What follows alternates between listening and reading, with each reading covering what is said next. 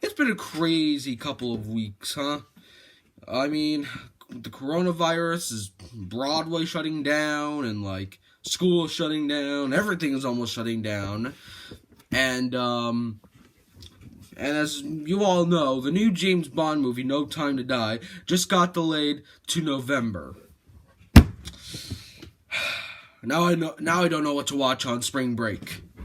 So, I'm downloading Netflix so I can continue my list, because I want to at least see 2 good movies that got praised from 2019. So, I'm going to download Netflix so I can watch The Irishman and Marriage Story. Alright, so I finally downloaded Netflix. So now, I'm going to now watch The Irishman. 3 hours and 29 minutes. I think I got this.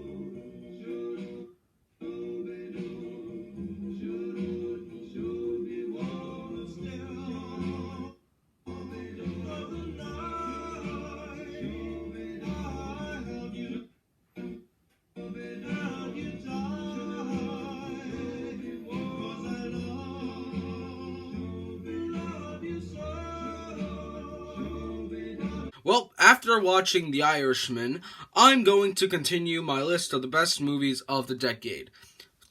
So, let's continue with 2015, and the best movies of 2015 are...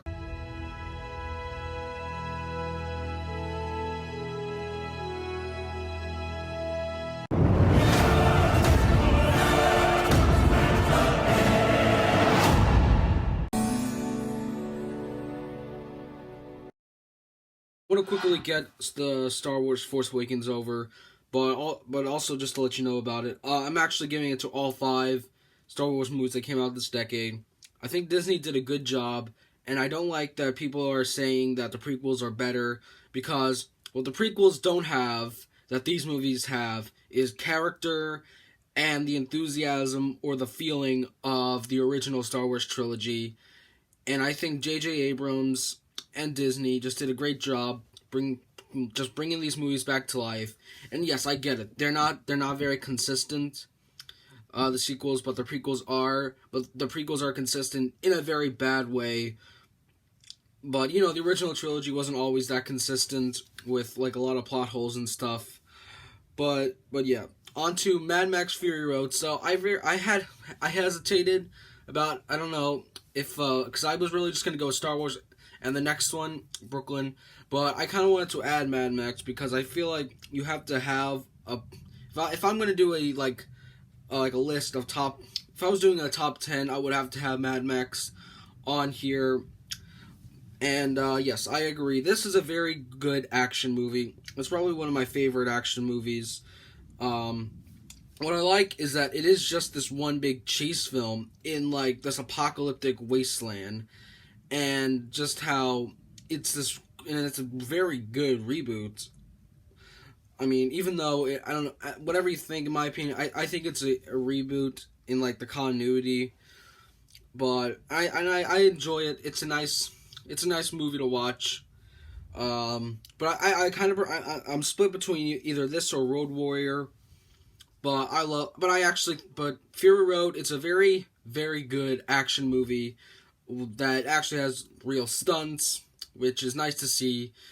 And this is what people would consider one of the best sequels, with one of those, just But onto Brooklyn, movie up there with Mad Max that got nominated for Best Picture, both, but lost to Spotlight. If anyone remembers Spotlight, or does anyone even remember Brooklyn? Because Brooklyn is a very good romance about an Irish immigrant, and she falls in love with this this American plumber, and it's their relationship until they're split up.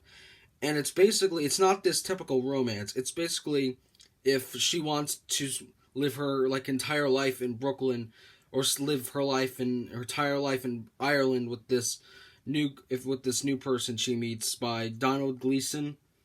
And that's what I like about it. It's not a typical romance. It's coming of age and making choices, and and how life is handles about making choices. And that's why I like Brooklyn. And I feel like no one even remembers it. Even Screen Junkies, when they did an honest trailers for 2015, when they got to Brooklyn, they just made fun of how did anyone see it, and I found that a little insulting. But go see Brooklyn. It's a very, very good, just a great romance. Just go see Brooklyn. Go see all of them. All right, now on to the best movies of 2016.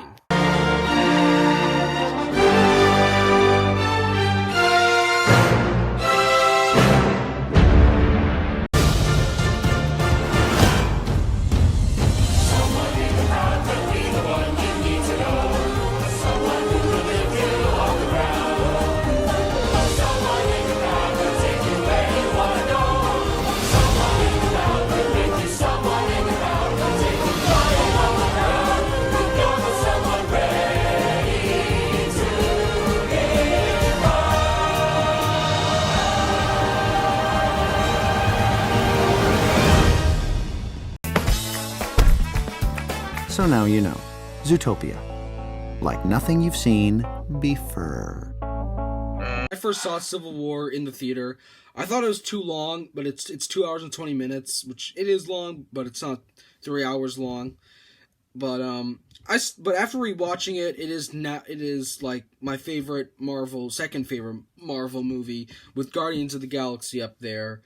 What I like about it is it's about how Captain America and Iron Man, the Avengers, and how they go through this conflict and how they break up, and it's executed so well.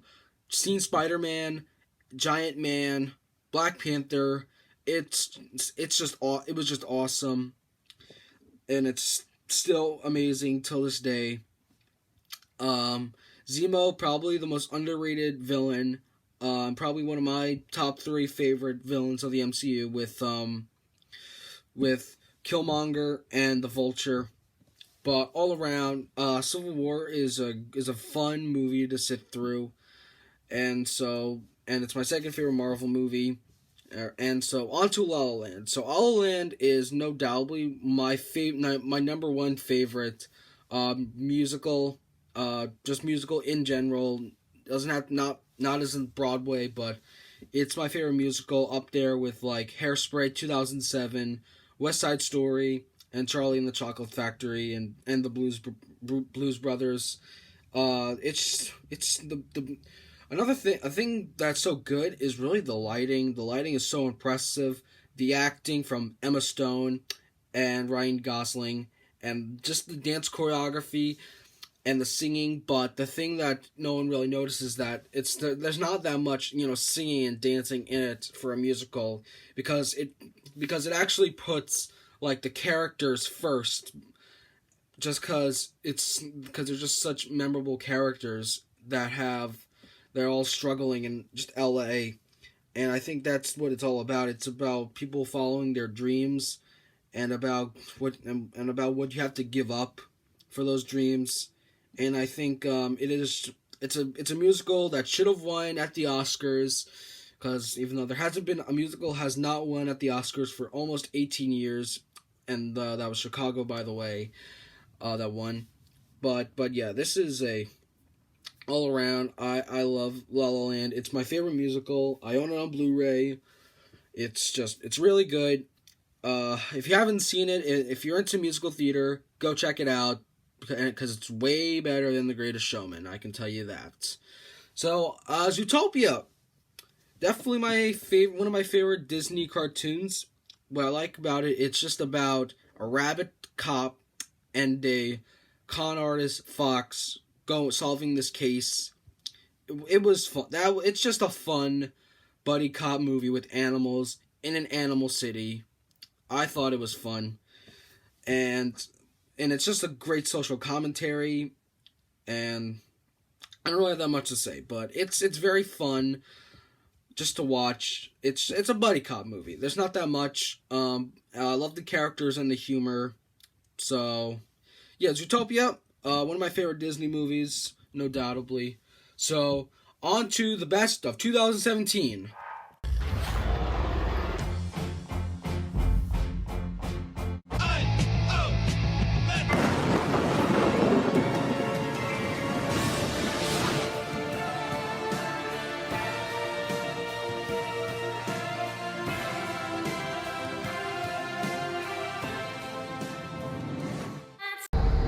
You can practically see it from here. What? Home. Unless you're the center of attention. We won't be liked. Yeah, well, you know your mom's tits, they're totally fake. She made one bad decision at 19. Two bad decisions. And we won't succeed. I want you to be the very best version of yourself that you can be.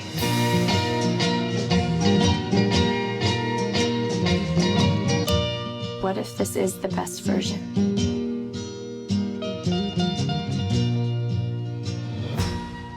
What I'd really like is to be on Math Olympia. So I'm picking the 3 MCU movies from 2017, not including Logan, because that's Fox. What I like about them, they're all funny, and they're just comedies in like a different way. Guardians is a dramedy, Spider-Man's a teen comedy, and Ragnarok is like full-on spoof parody. It's probably the only MCU movie that's actually a parody, like an actual spoof, like Airplane and Spaceballs. That's what it is. And I think Ragnarok is probably my favorite one, like out of these 3. If I would rank them, it's Guardians, Spider-Man, then Thor. But yeah, I like them. They're all good. And these are usually known as the first 3 more to actually have good villains, likable villains. And I think Vulture is probably the best Spider-Man villain since Alfred Molina. But yeah, I like all these 3 Marvel movies. They'd be very high if I had a ranking list. So, next movie is Dunkirk. Again, another one of my favorite Christopher Nolan movies.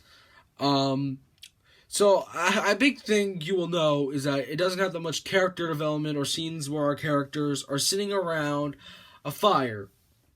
And they said, like, you know, but here's the thing. So, like, let's take a movie like Saving Private Ryan. The thing about like a war movie like Saving Private Ryan is because they're not the soldiers aren't in like this intense situation as in Dunkirk, but like after D-Day when they're looking for Private Ryan, it's really not like, because Dunkirk was an evacuation, and that was like that was just different. Like basically. Like, they had there's no time for character development in this movie, and no one had time in real life to actually sit down and talk. All everyone cared about was to get off that beach. And so, it's just this very tense movie about these soldiers trying to get on a boat just to cross the English Channel. And that's basically what this movie is.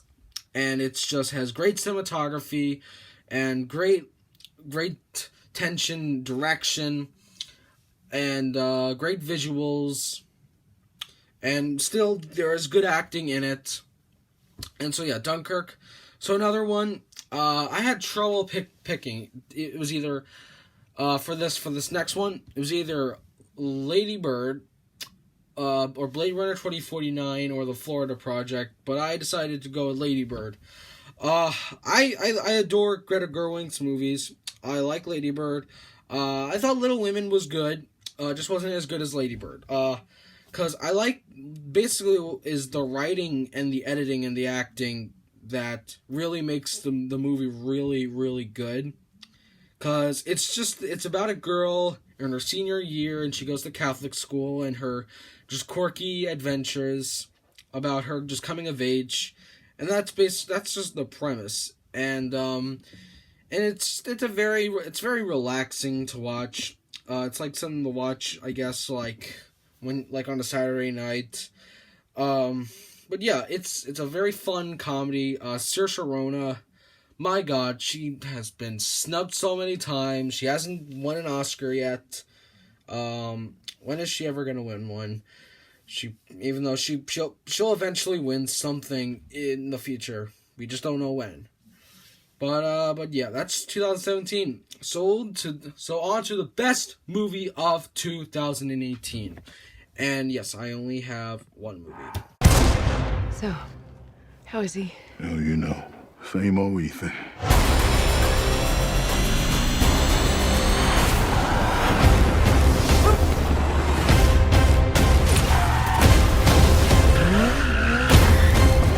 What the hell is he doing? I find it best not to look.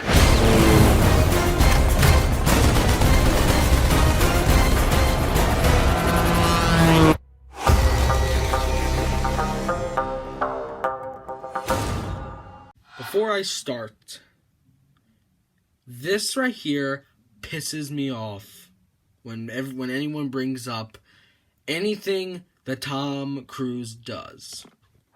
Hey, it's great, but Tom, can we please just be a little bit safer? Oh my God. Whoever says about Tom Cruise, he should be more careful, he's gonna kill himself. You people make me sick. This Tom Cruise, he is sacrificing his life for your entertainment. There's... Why would you say that? You know what? Screen Junkies was right about the 2019 Oscars. Well, isn't that a kick in the patoot? But they could still give an award for best stunts. Tom Cruise put his life at risk for your entertainment. Isn't that special? Lots of women. Anyway, I like this movie the same reason people like Mad Max Fury Road. It's got good action, good acting, and good directions from actually good directors. And so this, again, it's just a very fun spy thriller that's very over the top.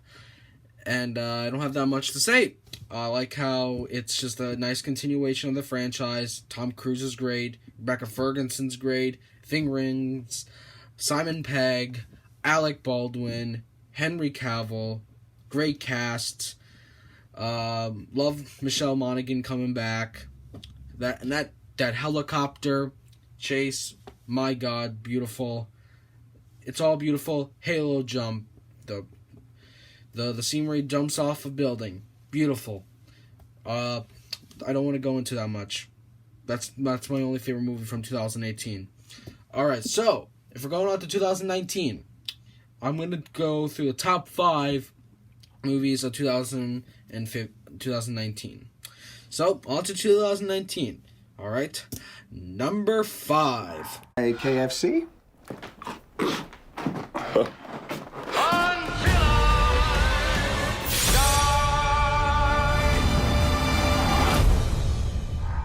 So I guess everyone loves Rian Johnson now with this movie, and also Rise of Skywalker. I like this movie. It was either this or Little Women, but I'm gonna go with Knives Out.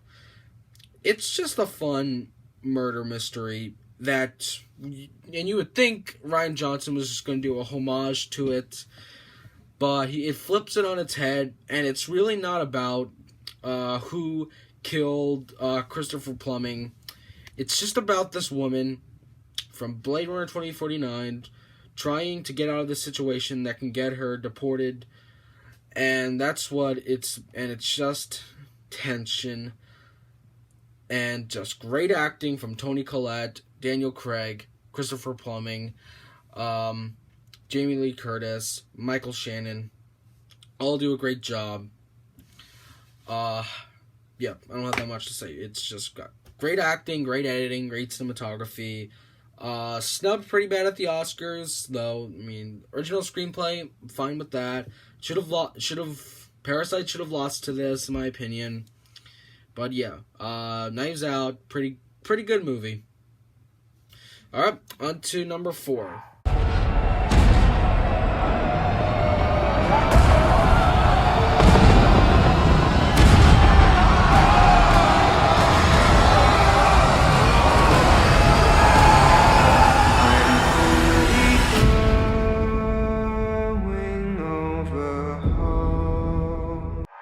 I can see a lot of war movies this decade that are probably going to cash in or capitalize or rip off on this movie, because this movie is beautifully shot by Roger Deakins, who the Oscars had to give another Oscar to him.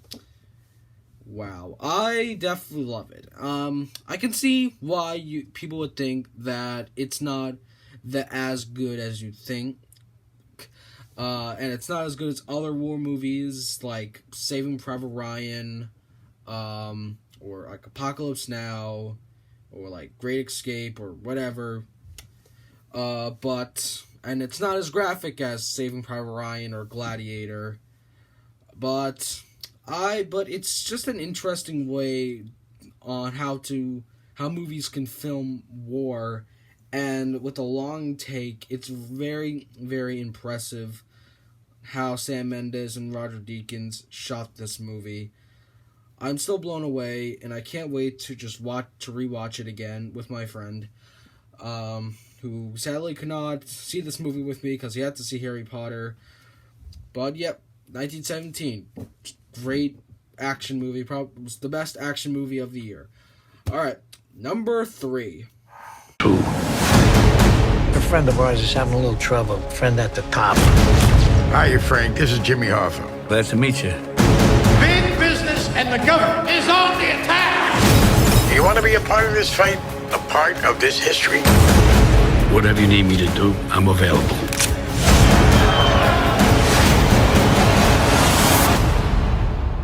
Only 3 people in the world have one of these, and only one of them is Irish. You know how strong I made you? I know things they don't know I know. He said that? You sure he said that? I'm worried nobody threatens Hoffa. I got records, I got tapes. They're done. I had to put you into this thing. Sooner or later, everybody put here as a date when he's gonna go.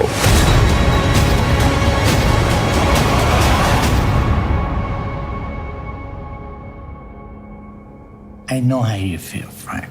Trust me, I know how you feel. We'll bring you back after you get your car.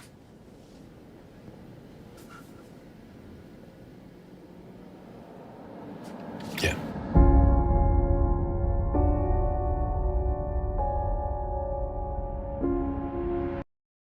So I was able to actually watch The Irishman, not through one viewing, though it took me like 2 days for me to watch it. I thought it was very good, and it didn't feel that long. The acting and the direction was really good, and the story about this hitman and how his friendship with this like dark world, his friendship with Pesci and Pacino, and how it's just interesting character study, and it doesn't feel like a typical Scorsese film. It feels more like this interesting depiction of someone who's getting old, and he just has done these things, and it's a very interesting movie. And I love the acting just from Pesci and Pacino and De Niro, who oddly was not nominated an Oscar. And so but all around, I thought this movie it's very interesting. And if you like American history from like the 60s, then go watch it. It's just a very good movie. I'm sad it did not win anything at the Oscars. It should have at least won something. But alright, on to number 2.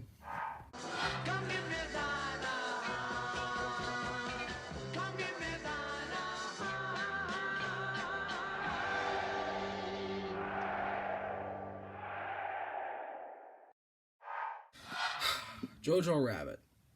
I feel like I'm never going to see a satire like this for a while, or maybe a long time. It's just, there's just nothing like this, and I think that's what makes Taika Waititi one of the greatest comedic directors working today. Just the comedy and the characterization of these characters is just great. And it's just a very fun movie to watch.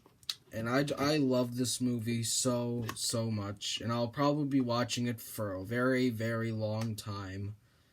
But just great movie. Just this interesting social commentary on how on how people get treated.